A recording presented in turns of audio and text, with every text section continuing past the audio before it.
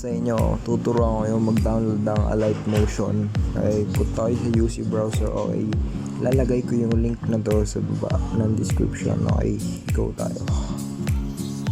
Okay, pagkatapos punta tayo sa score pababa, and then ito yung Alight Motion version 3.3.4 mod APK. Ito, tapos wait 5 seconds, then download.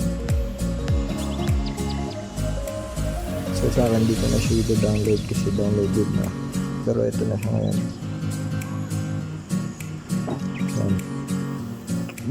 Evaluating DJ. Okay. So works perfect with that siya. Walang like anong sira or anything. Legit siya. Legit na po. Okay.